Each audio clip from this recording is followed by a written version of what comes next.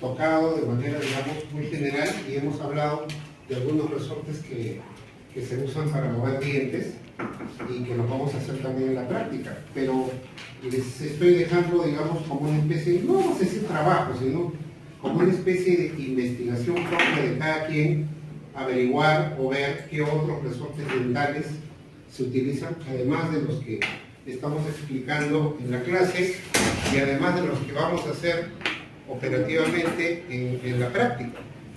Porque, a ver, hemos comentado nosotros que hay, bueno, el tiempo de repente no nos va a alcanzar para todo lo que quisiéramos, pero dentro de lo que nos toca en la práctica hay algunos resortes que sí son inevitablemente obligatorios que los hagamos. Yo he comentado el resorte en S, el resorte en D, el resorte en Z, los cantilevers simples, dobles, tracción para caninos, el garra y el recíproco. Por lo menos esos 7 son, digamos, que vamos a tener que hacerlos de todas maneras en la práctica.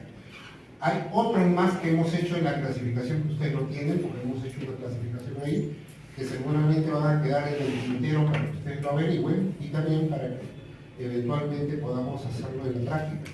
Y acá alguien dirá, ¿y por qué no los hacemos o en qué momento los haríamos? Entonces la respuesta es, los haríamos o los haremos en el momento que alguien aquí decide especializarse en la ortopedia. Esta es una especialidad para los técnicos y para los odontólogos. O sea, el técnico que quiere dedicarse solo a esto, entonces tendrá que profundizar un poquito más. Entonces, hasta la clase pasada hemos tocado todo lo que debíamos hacer de resortes dentarios. Ahora vamos a hablar ya de resortes maxilares, pero para hablar de resortes maxilares es importante que yo haga una breve introducción, porque cuando nos toque hablar de cada uno de estos resortes y cuando hablemos de otros dispositivos que se usan también para modificar el crecimiento de los maxilares, siempre yo voy a emplear estos términos que están acá. Atresia transversal, unilateral, bilateral, atresia sagital, unilateral, bilateral. Es más, estas atresias dan lugar a aparatos que llevan el mismo nombre, vale decir que hay una placa transversal, hay una placa sagital, hay una placa transversal unilateral y hay una placa transversal bilateral, idénticamente. Entonces, los nombres de las alteraciones nos conducen también al nombre de los aparatos que vamos a usar para eso. ¿Ya? Solo que hay una etapa en la cual se van a usar cada uno de estos de manera diferenciada. Me dejo entender, si el niño tiene de 2 a 6 años, los aparatos que vamos a fabricar básicamente van a tener resortes de expansión como los dos que he colocado aquí como ejemplo. Cuando el niño pasa los 6 años, a ver, ¿quién me puede decir qué cosa sucede a los 6 años en la boca? Erupcionan las primeras molares, muy bien. ¿Ya? Eso quiere decir que hasta el momento en que le salen las primeras molares permanentes al niñito, podemos usar un resorte de expansión, de estos que hemos colocado acá como dibujo. De 6 a 8 años ya es por gusto colocar esos aparatos porque no van a rendir su resultado. Ya tenemos que usar unos aparatos mecánicos llamados tornillos de expansión, que los vamos a aprender a colocar en una clase. Y cuando pasa de los 8 años ya no se puede colocar ni resortes ni tornillos de expansión, hay que colocar unos aparatos que van soldados a bandas, que se conocen con los nombres de tornillos de disyunción, y que los vamos a hacer cuando nos toque el capítulo este de hacer aparatos soldados, que prácticamente lo vamos a destinar para la segunda parte del curso. Yo creo que ya, si no me equivoco, a mediados de octubre ya tendremos que estar empezando a soldar los primeros aparatitos. Y hoy día voy a aprovechar de hacer una listita y breve de qué cosas vamos a necesitar para que ustedes vayan viendo y no estén conmigo en eso. Entonces, miren, si esto es el diagrama de un maxilar, estoy hablando del maxilar superior, cuando el maxilar se forma, tiene 3 suturas. Estas 2 suturas de los costados, que se llaman suturas incisivas, y esta sutura que está acá, que se llama sutura intermaxilar. Voy a ponerlo de una manera más sencilla de entender. Haz de cuenta que cuando se forma tu maxilar es como si fuera un rompecabezas, que tiene 3 partes. Esta parte de acá, esta parte de adelante, se llama premaxila. Por eso tú vas a ver que hay niños con alteraciones, ya creo que en la próxima clase ya voy a traer diapositivas para que vean los casos y todo, niños que tienen toda esta zona de acá bien proyectada hacia adelante. Y incluso algunos de esos niños necesitan ya una cirugía previa a la colocación de un aparato. Porque ¿qué ha pasado? Ha pasado que la premaxila se ha proyectado hacia adelante en su desarrollo normal.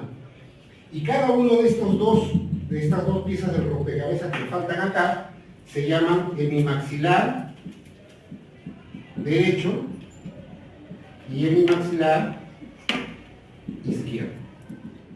O sea, quiere decir que para que el maxilar se forme completito, tienen que unirse las tres piezas del rompecabezas, la premaxilar, el hemimaxilar derecho y el hemimaxilar izquierdo. Y se unen a través de estas uniones, valga la redundancia, que se llaman suturas. Y cada una de esas suturas tiene un nombre, ¿ok? Ya. Ahora bien, oiga, ¿y para qué a mí me sirve eso? Eso es para ir al dentista, ¿para qué me está explicando eso? ¿O para qué quiero saber o tengo que saber esto? Porque cuando coloquemos los tornillos, estas suturas que estoy dibujando acá me van a servir de referencia. A ver, voy a trasladar esas suturas aquí para que se entienda. Mira, la primera sutura está ubicada acá más o menos, donde estoy poniendo los puntos. Y la otra sutura está ubicada más o menos acá. Ahora, cuando yo coloco un tornillo, y les voy a recordar esta explicación el día que nos toque el tema de tornillos, los tornillos los voy a colocar aquí, aquí, aquí o acá. Mira, hay, digamos, hasta 4 posiciones. Esta vendría a ser la posición 1, esta vendría a ser la posición 2, esta vendría a ser la posición 3 y esta vendría a ser la posición 4. Vale decir que yo no lo puedo colocar donde me da la gana, tengo que colocarlo en un sitio que ya está ubicado topográficamente por la conformación de este maxilar. Por eso que ustedes como técnicos, aunque no van a ver la parte clínica, tienen que saber eso. Este tornillo no lo puedo colocar más atrás, porque si yo ya no trabaja podría ser. Igual el de acá lo puedo colocar más adelante. Tengo ciertos parámetros, repito, cuando nos toca hablar de tornillos, que es una clase especial que vamos a hacer de eso, voy a ahondar un poquito más en este tema. Entonces, a ver, voy a explicar acá una cosa. Como este maxilar ya se formó, en el niño que tiene problemas de desarrollo pueden suceder dos cosas. Repito, como este maxilar ya se formó, en el niño puede tener dos tipos de problemas. A ver, el primer problema es que este ancho de su maxilar sea más chiquito. Ojo, el primer problema es que este ancho, vamos a suponer que tenga que medir 40 milímetros y mide 34, ya, es más chiquito, está angosto. Ya, entonces, ese maxilar que está más angosto, yo lo voy a llamar atresia transversal. O sea, todo lo que tiene que ver con el ancho, para mí es transversal. La palabra atresia quiere decir que ese maxilar se ha desarrollado menos que lo que debería. Repito, en vez de medir 40 milímetros, mide 34, 35. ¿Quién lo va a medir eso? El dentista. Entonces te va a decir, este modelo que te estoy dando es atrésico. Ah, ya, doctor. Entonces, ¿qué voy a hacer? Ah, ponle un tornillo. Tú vas a hacer, ¿qué vas a hacer ahí? Vas a hacer una placa transversal. Por eso lo voy a poner acá. Vas a hacer una placa transversal. Ya vamos a ver después las variedades de placa transversal que puedo hacer. Ahora, la segunda alteración que podría tener, chico, es que este largo de aquí para acá, que se llama diámetro sagital, esté reducido. O sea, esto, la distancia del incisivo hasta una línea imaginaria que pasa por las molares, esté disminuido. Entonces, ¿yo qué voy a decir ahí? Tiene una atresia sagital. Y en ese caso, lo que voy a tener que hacer es voy a confeccionar una placa sagital. Entonces ahí surge la pregunta clásica. Profe, ¿puede haber un niño que tenga las dos cosas? Sí. Sí, hay niños que tienen atresia transversal y sagital al mismo tiempo. ¿Ya? Voy a poner un ejemplo. ¿Ustedes saben qué cosa es el labio leporino o no? Ya. Entonces los chiquitos que tienen labio leporino, que el labio no se ha unido adecuadamente, el 70% de ellos también tiene paladar fisurado. Vale decir que en el paladar tienen como un hueco que se ha producido porque los maxilares no se han unido, y entonces hay un hueco acá. Esos chiquitos, la mayoría de ellos, tienen las dos cosas que estoy mencionando. O sea, tienen atresia transversal y atresia sagital. Y la primera, o digamos el primer aparato que nosotros en odontología le hacemos a un niño de ese problema es a los meses de nacido. Es más, es a las semanas de haber nacido. Y ustedes dirán, ¿y para qué? Porque ese niño va a tener que lactar. Y si, por ejemplo, ese niño está con el paladar abierto, cada vez que lacte, toda la leche se le va a salir por la nariz. Entonces, a ese niñito se le va a hacer un aparato que se llama obturador palatino. En el hospital del niño, nosotros, y digo nosotros porque alguna vez he trabajado ahí, hemos hecho muchos de esos. Pero imagínate a un recién nacido chiquitito, ¿qué le vas a poner esas cubetas que utilizamos para tomar impresión? ¿No? Esas son para cocodrilo. Claro, tenemos que usar algo chiquitito. ¿Qué cosa utilizamos? Vamos a utilizar una cuchara. Miren lo que estoy diciendo. La cuchara va a ser la cubeta. Y en esa cuchara le vamos a poner la silicona o el elastómero y le vamos a tomar la impresión en hacia ti. Porque es una bolita chiquita, pero de ratoncito, ¿qué va a entrar otra cosa? Entonces, y sale la impresión. Y en esa impresión, en ese modelo, vamos a hacer ese aparatito. Y entonces alguien estará imaginando, oye, ¿y eso le voy a poner al bebito? Sí, se pone. Y se pone con unas cuerdas que salen fuera de la boca y que se amarran a la orejita. Entonces el aparatito está ahí. Y el chiquito empieza a mamar. Si no, no puede. Todo lo que lacte se le va a ir por la nariz. Claro, porque hay una comunicación entre la boca y el piso de las fosas nasales. Esos obturadores palaticos hay por lo menos 12 variedades de obturadores palaticos, para todos los gustos. Depende, en el hospital del niño nosotros trabajamos con 3, eran los más usados. Ya, entonces, ese obturador palatino va a cumplir justamente la función de facilitar que el niño lacte, pero cuando ya ese niñito tenga más o menos 2 añitos así, ya le podemos ir poniendo algunos de estos aparatillos. Porque hemos comentado que a los 2 años ya el niñito tiene todos sus dientes de leche. Entonces ahí podemos poner esto. Y funciona maravillosamente bien, te aseguro. Le pones este aparatito, mides a los 5 meses y el diámetro transversal se ancha. Pero eso es para esa edad. Y así, sucesivamente. ¿Ok? Listo. Entonces, eso de ahí hay que grabarlo, porque luego, repito, para cuando nos toque hacer esto, vamos a trabajar con modelo en seda. Entonces, acá yo he dibujado 2 resortes maxilares que son los más usados. Este que se llama resorte Coffin, o Coffin, como quieran llamarle, y este es el doble omega. Los resortes tienen la característica, a diferencia de lo que ya hemos hecho hasta ahora, que se tienen que hacer en alambre 0.9, o como dice la literatura que ustedes han buscado, 0.36, dice, ¿no? Ya hemos comentado eso, y voy a volver a ponerlo acá.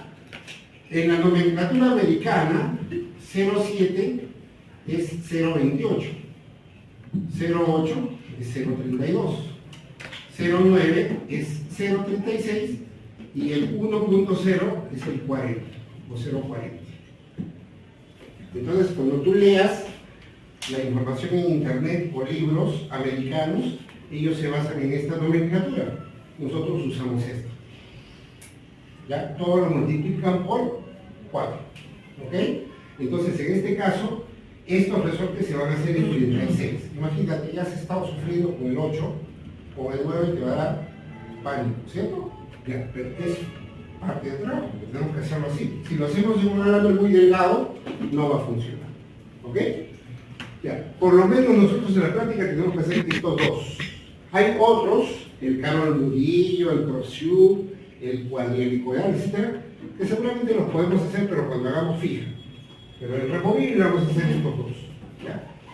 Entonces, eso es la información básica que vamos a manejar hoy día. No sé si hay alguna pregunta en relación a lo que he dicho. ¿Hay alguna pregunta?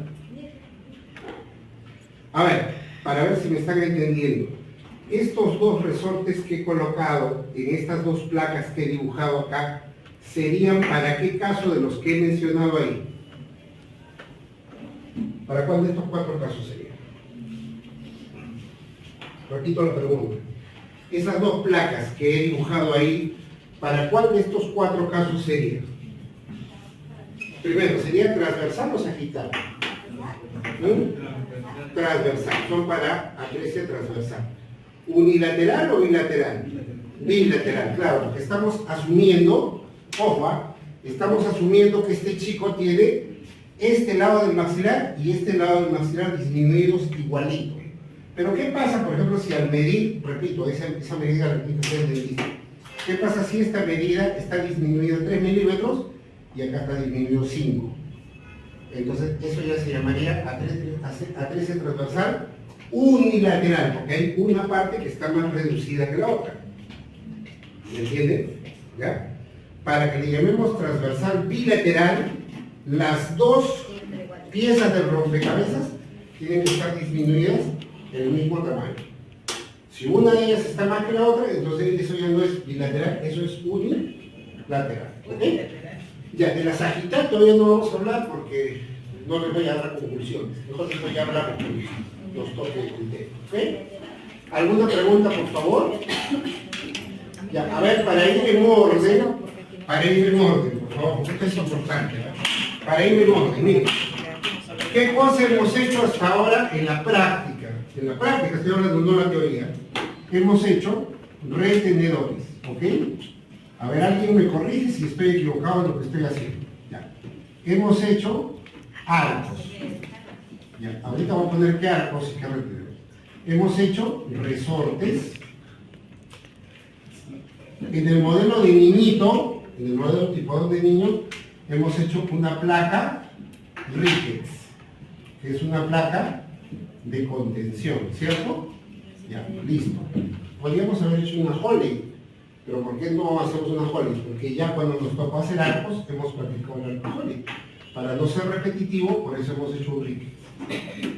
Y ahora, acabamos de hacer la semana pasada, o la última clase, hemos hecho la demostración de un... ¿Cómo se llama esa placa? A ver. Hemos hecho también una placa rompehábito. Que de las placas rompehábitos, ¿qué placa rompehábitos es esa? Es una rejilla lingual. Rejilla lingual.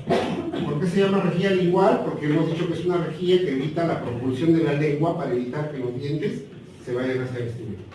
Y la última demostración que hemos hecho es de una placa, ojo, una placa activa simple. Oiga, ¿por qué se llama placa activa simple? Porque el último aparatito que hemos hecho en el video que ustedes tienen es un aparatito que tiene dos resortes, un resorte en Z y un resorte en S con espiral. Esos dos resortes lo convierten al aparato en una placa activa. ¿Por qué simple? Porque solamente lleva resortes dentales.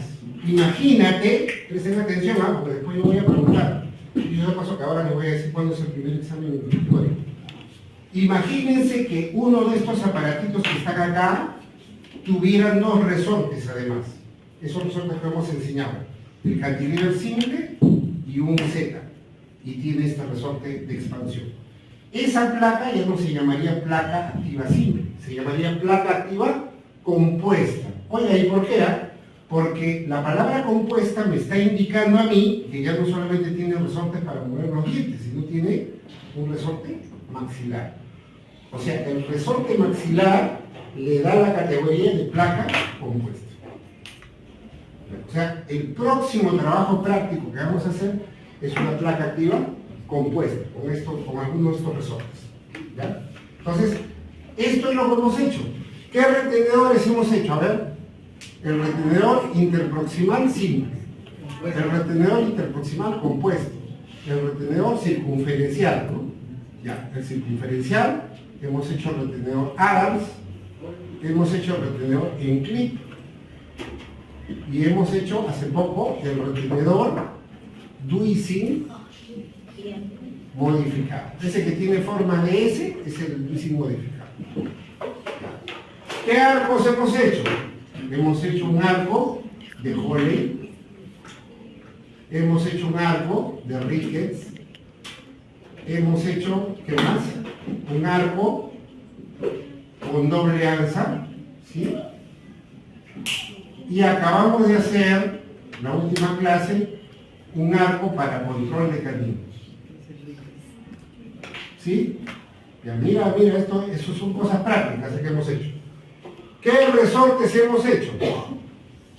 ¿Qué resortes hemos hecho? Hemos hecho el resorte en S, hemos hecho el resorte cantilever, hemos hecho un resorte en S con espiral y acabamos de hacer un resorte en Z o bielicoidal. Mira cuántas cosas hemos hecho ya.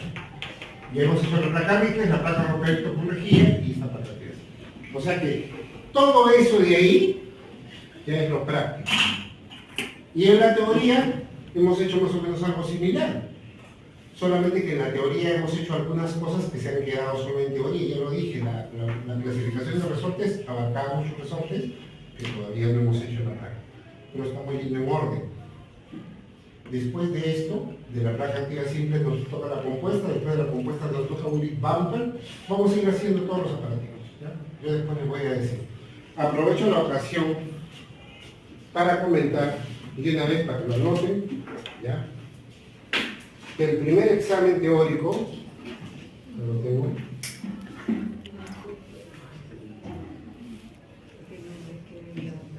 ya, el primer examen teórico es el lunes 25 de septiembre. ¿Ya? El lunes 25 de septiembre. Fíjense que el examen es objetivo para marcar. Y vamos a marcar todo lo que hemos hecho. No vamos a poner nada extravagante, nada raro, nada. Todo es lo que hemos hecho, todo lo que hemos hablado.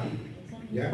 Claro, hay algunas cosas que yo no lo he escrito o no lo he dibujado, pero sí lo he dicho cuando he hecho la publicación. Entonces que es obligatorio, por favor, les pido desde lo más recóndito del ventrículo izquierdo que le den una revisadita a todos los videos.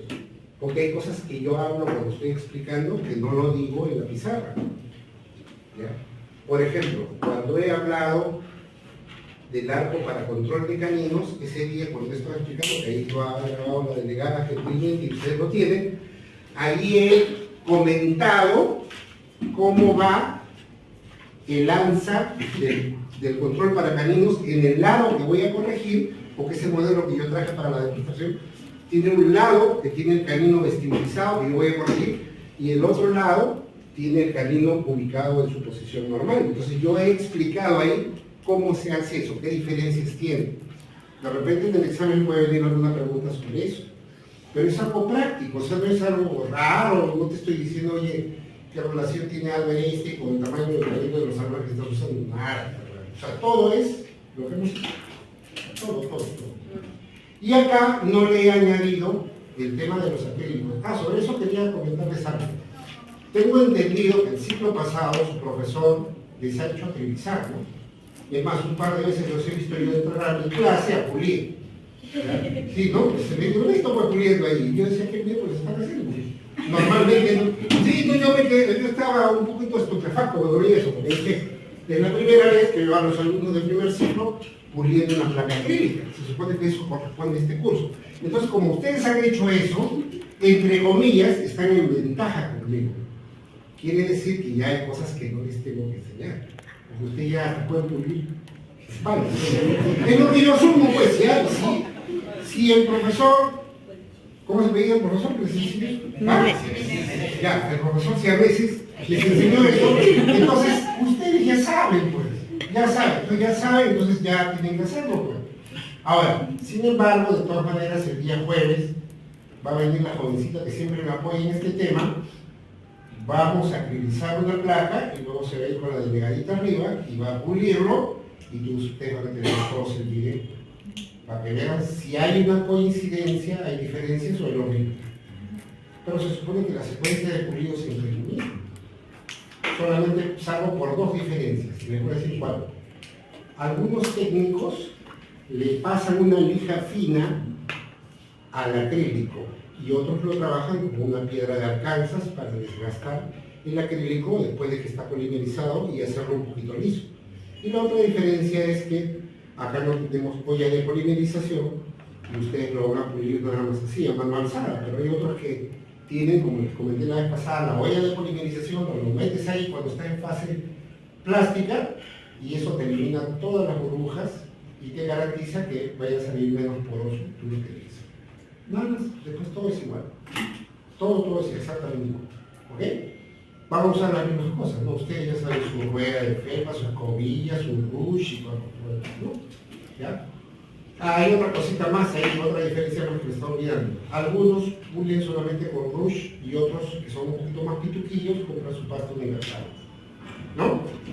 ¿Alguien le ha hecho comprar pasta universal acá? Sí, ¿no? Nunca viene,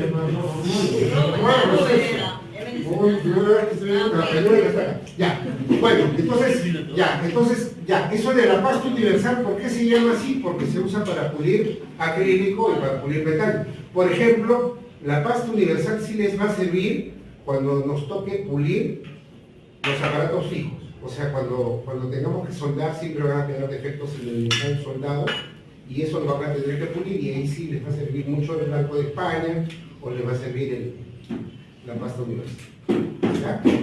Ya por ahí algún alumnito en Carrión una vez me dijo, profesor, yo trabajo en una mecánica de autos y esa pastita que usamos para pulir el auto, yo lo he usado para pulir el acrílico. Y sale bien chévere. Sí, está bien, pero eso le vas a poner al paciente en su boca y lo vas a intoxicar. Porque eso es para pulir tu auto. Y nadie tiene boca de auto. Claro, pues claro. No es que hay que aclarar, porque hay gente que hace unas cositas un poquito extravagantes. Una vez también un alumno, profesor, he descubierto algo, ¿qué? Que puedo mezclar mi lápiz labial con el acrílico y se hace un color bonito. Sí, pero el lápiz labial no es para la boca. Por eso los acrílicos son para tal cosa. Si no, las señoritas que hacen manicure usarían el acrílico que usan para eso, para odontología. No es igual. El acrílico para las uñas acrílicas es un acrílico y el acrílico para odontología es otro. ¿Cuál es la diferencia? La diferencia es la carga del monómero. El monómero que tiene el acrílico para uñas es diferente, entonces no podemos usarlo. ¿Ya? Así que no hagan experimentos innecesarios. Me consultan. ¿Ya? ¿Alguna pregunta aquí? ¿Algo? ¿Nada? Ya.